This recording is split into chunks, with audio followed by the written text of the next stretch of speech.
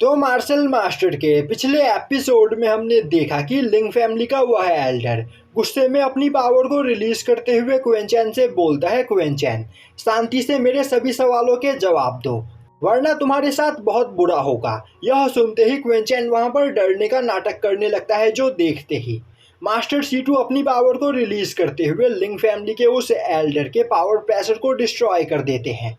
यह देखते ही लिंग फैमिली का वह एल्डर बोलता है, मास्टर C2 क्वेंचैन की वजह से मेरे लिंग फैमिली का एक एल्डर यहाँ पर मारा गया है, तो मैं चाहता हूँ कि आप हमारे बीच में ना आओ। तभी मास्टर C2 गुस्से में उस एल्डर को देखते हैं, जो देखते ही वह एल्डर वहाँ पर चुप हो जाता है। और अब मास्टर C2 आगे बढ़ते हुए क्वेंचैन से बोलते हैं, क्वेंचैन मुझे बताओ कि आखिर इस जगह पर क्या हुआ था और एल्डर लिंगजुन कैसे मरे। तभी क्वेंचैन बोलता है, मास्टर आपको यहाँ पर अब तक सब कुछ पता चल ही गया होगा।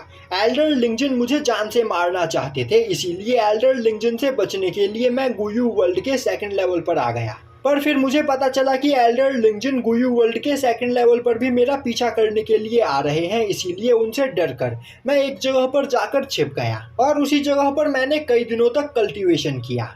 और जब कुछ दिनों के बाद मैं उस केव से बाहर निकला तो एल्डर लिंगजुन उस जगह से जा चुके थे। इसके अलावा मुझे कुछ भी नहीं पता। तभी लिंगी गुस्से में चिल्लाते हुए बोलता है, क्वेंचैन यहाँ पर झूठ बोलने की कोशिश मत करो, तुम्हारी कल्टीवेशन बस मार्शल रैलम के पीक पर है। अगर तुमने यहाँ पर सच नहीं कहा तो तुम्हें हमसे कोई भी नहीं बचा पाएगा। तो हमें यह बता दो कि आखिर एल्डर लिंगजुन को मारने में यहाँ पर तुम्हारी किसने मदद की, और अगर यहाँ पर किसी ने तुम्हारी मदद नहीं की तो आखिर तुमने एल्डर लिंगजुन को कैसे मारा।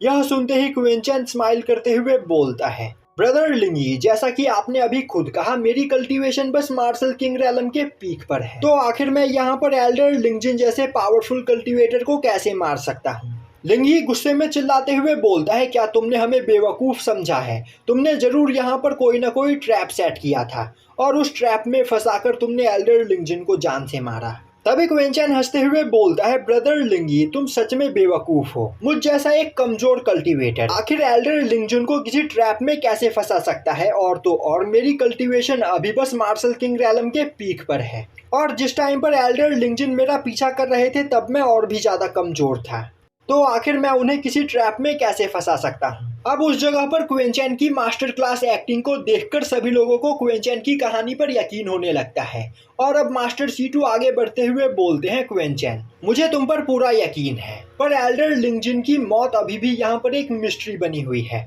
शायद से किसी पावरफुल कल्टीवेटर या फिर मॉन्स्टर से एल्डर लिंगजुन का सामना हो गया होगा और उसी दौरान वह मारे गए होंगे। तो यह मैटर यहीं पर खत्म हुआ और अब आगे कोई भी क्वेंचैन से इस बारे में कुछ भी बात नहीं करेगा। यह बोलते हुए मास्टर C2 अपने पास से वह ब्लड बीस्ट का कोर बाहर निकालते हैं, जिसे अभी अभी उन्होंने मारा होता है, और अब वह क्वेंचैन को देते हुए बोलते हैं, मैं चाहता हूं कि इस कोर को रिफाइन करते हुए तुम यहां पर कल्टीवेशन करो, और मैं नहीं चाहता कि रिसोर्सेज की कमी की वजह से तुम यहाँ पर मौजूद ट्रैश लोगों से पीछे रह जाओ। पर तभी क्वेंचैन वापस से वह बीस्ट कोर मास्टर C2 को लौटाने लगता है और बोलता है, मास्टर C2 इस बीस्ट को आपने यहाँ पर मारा था, तो आखिर मैं इतनी कीमती चीज आपसे कैसे ले सकता हूँ।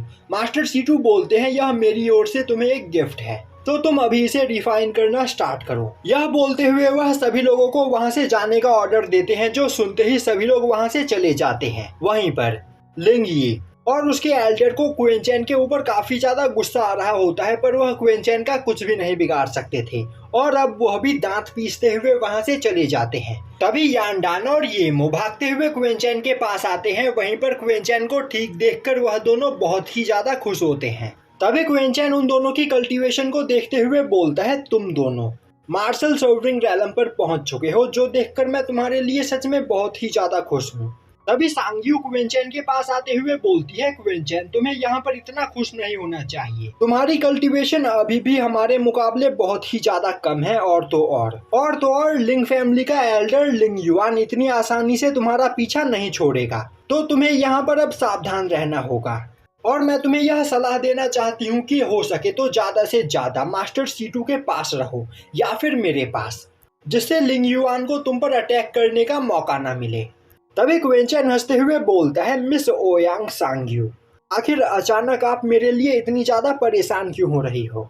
कहीं आपको मुझ पर दिल तो नहीं आ गया। यह सुनते ही सांग्यू गुस्से में क्विंचैन की ओर देखती है, पर तभी वह नोटिस करती है कि क्विंचैन उसके बहुत ही ज्यादा क्लोज होता है, जो देखकर वह घबरा जाती है और अब वह गुस्से में वहां से भाग जाती है। अब सांग्यू को भागते हुए देखकर यांडान और येमो क्विंचैन से बोलते हैं, ब्रदर, लगता है यह आपके प्यार में पड़ गई है। तभी क्विंचैन उन दोनों को डांटते हुए बोलता है, बेवकूफो, मिस सांग्यू एक नोबल लेडी है, तो तुम्हें उनके बारे में ऐसी बातें नहीं करनी चाहिए। और यह बोलते हुए क्विंचैन भी कल्टीवेशन करने के लिए वहां से चला जाता है। अब क्विंचैन उस जगह से थोड़ी दूरी पर आकर एक जगह पर बैठता है और अब वह मास्टर C2 के दिए गए बीस्ट कोर को बाहर निकालते हुए उसे वहां पर रिफाइन करने लगता है। और अब उस बीस्ट कोर को रिफाइन करने के बाद उसकी फिजिकल बॉडी वहां पर पहले के मुकाबले काफी ज्यादा इम्प्रूव हो जाती है, जो देखते ही क्विंचैन अपने पास से कई और सारे बीस्ट कोर को बाहर निकालता है, जिसे उसने पिछले कुछ महीनों में कलेक्ट किया था। और अब वह एक साथ उन सभी बीस्ट कोर को वहां पर रिफाइन करने लगता है।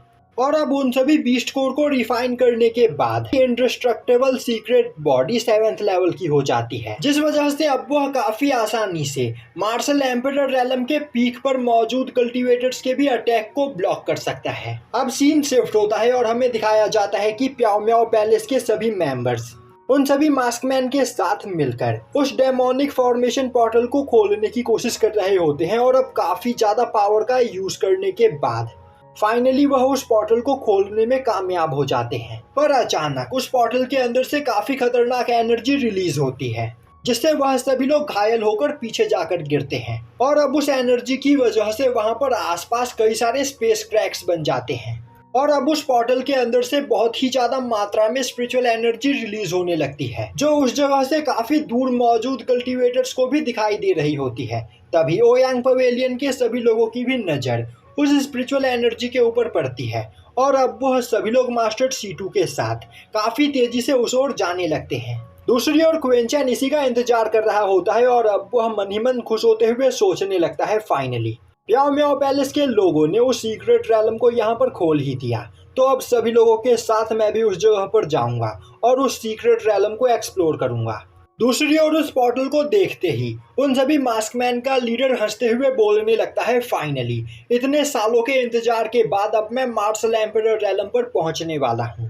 तभी लेडी होंगयान उस मास्कमैन से बोलती है, इस पोर्टल के अंदर जाने का तो कोई भी रास्ता इस जगह पर है ही नहीं, तो आखिर हम इस पोर्टल के अंदर जाएंगे कैसे। यह सुनते ही वह मास्कमैन हंसते हुए बोलता है, यह पता लगाना यहाँ पर तुम्हारा काम है, मेरा काम यहाँ पर पूरा हुआ तो अब मैं उस सीक्रेट रैलम के अंदर जा रहा हूँ। और अब वह अपने सभी साथियों के साथ काफी तेजी से एक ट्रेजर का यूज करते हुए उस पोर्टल के अंदर चला जाता है।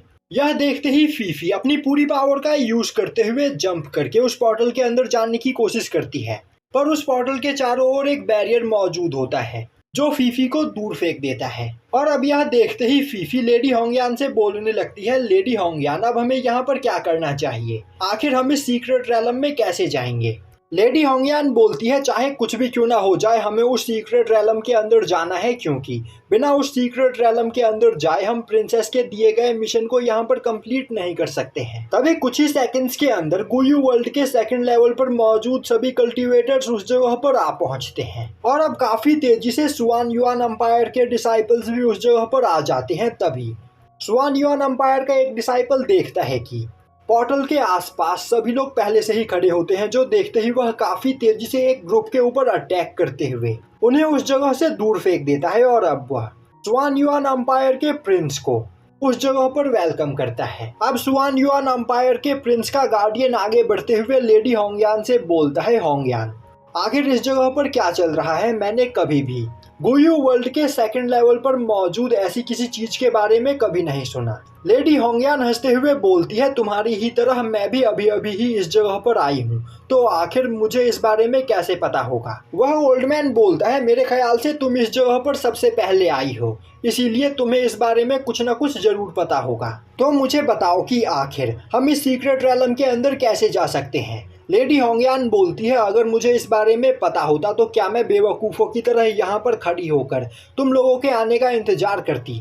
तभी एक कल्टीवेटर आगे बढ़ते हुए बोलता है, लेडी होंगयान, तो क्या आपको सच में नहीं पता है कि हम इस पोर्टल के अंदर कैसे जा सकते हैं। यह सुनते ही लेडी होंगयान गुस्सा होते हुए बोलती है, क्या तुम्हें मेरी बात पर यकीन नहीं।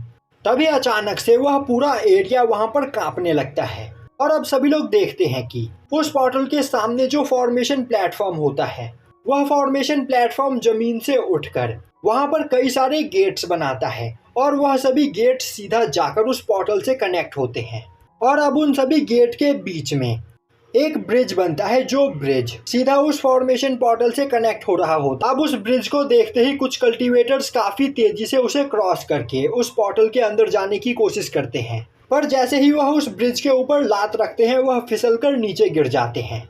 यह देखते ही एक दूसरा कल्टीवेटर उस कल्टीवेटर के ऊपर हंसते हुए बोलने लगता है, तुम मार्शल एम्परर रैलम के फर्स्ट लेवल पर हो, पर इसके बावजूद तुम एक मामूली से ब्रिज के ऊपर खड़े नहीं हो पा रहे हो। और अब वह कल्टीवेटर आगे बढ़ते हुए उस ब्रिज को क्रॉस करने की कोशिश करता है, पर वह भी उस ब्रिज के ऊपर लात रखते ही फिसलकर नीचे गिर जाता है।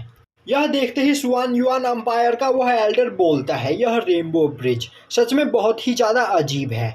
इसके अंदर काफ़ी ज़्यादा मात्रा में पावर ऑफ लॉ है और पावर ऑफ लॉ सभी कल्टीवेटर्स के हिसाब से इस ब्रिज के फ्रिक्शन को कम और ज़्यादा करता है। साथ ही साथ यह ब्रिज सभी कल्टीवेटर्स के हिसाब से ब्रिज की ग्रेविटेशन फोर्स को भी कंट्रोल कर रहा है, तो इसे पार कर पाना सच में यहाँ पर बहुत ही ज़्यादा मुश्किल होने वाला है। और इस ब्रिज को पार करने के लिए पहले हम सभी लोगों को अपनी स्ट्रेंथ को बैलेंस करना होगा। हमारी स्ट्रेंथ और स्पिरिचुअल एनर्जी इक्वल होनी चाहिए, जिसके बाद ही हम इस ब्रिज के ऊपर चल सकते हैं। यह सुनते ही लेडी होंगयान आगे बढ़ते हुए अपनी फिजिकल स्ट्रेंथ और स्पिरिचुअल एनर्जी को बैलेंस करते हुए उस ब्रिज के ऊपर चलने की कोशिश करती है और काफ़ी मेहनत करने के बाद वह उस ब्रिज के ऊपर चलने में कामयाब हो जाती है। देखते ही अब बाकी सभी कल्टीवेटर्स भी अपनी फिजिकल स्ट्रेंथ और स्पिरिचुअल एनर्जी को इक्वल करते हुए उस ब्रिज को पार करने में लग जाते हैं। और अब यह देखते ही उस जगह पर मौजूद सभी गार्डियंस उस ब्रिज को जल्दी पार करने के लिए सबसे आगे जाते हैं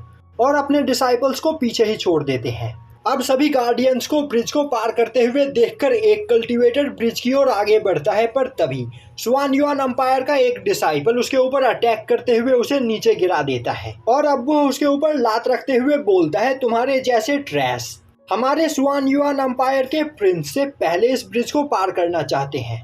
यह सुनते ही वहां पर खड़ा एक दूसरा कल्टीवेटर बोलता है, यह क्या बकवास है, जिसके अंदर काबिलियत होगी वह इस ब्रिज को पार करेगा। और माना कि स्वान युआन अंपायर का प्रिंस एक बिग शॉट है, पर यहाँ पर यह रूल किसने बनाया कि जब तक यह इस ब्रिज को पार नहीं करेगा तब तक हम लोग भी इस ब्रिज को पार नहीं कर सकते हैं। तभी वह डिसाइपल बोलता है, यह रूल यहाँ पर मैंने बनाया। और अब वो अपने पैर के नीचे मौजूद कल्टीवेटर को मसलने की कोशिश करता है, जो सेंस करते ही वह कल्टीवेटर अपनी पावर को रिलीज करते हुए स्वान युआन अंपायर के उस डिसाइपल को खुद से दूर फेंक देता है।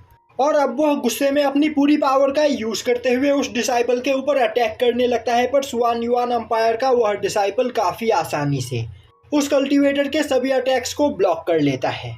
और अब वह एक पंच करते हुए उसे वहां पर घायल कर देता है और हंसते हुए बोलने लगता है, वुई टैंग फैमिली का यंग मास्टर सच में बहुत ही ज़्यादा कमज़ोर है। मुझे लगा था कि तुम्हारे अंदर यहाँ पर कोई काबिलियत होगी, पर तुम तो एक रियल ट्रैश निकले। यह सुनते ही उस कल्टीवेटर को और भी ज़्यादा गुस्सा आता है और अब वह गुस्से में अपनी ब्लड लाइन पावर का यूज़ करते हुए स्वान युआन अंपायर के डिसाइपल के ऊपर अटैक करता है, पर स्वान युआन अंपायर का डिसाइपल हंसते हुए बिना किसी प्रॉब्लम के उस कल्टीवेटर के अटैक को डिस्ट्रॉय करते हुए उसे घायल कर देता है।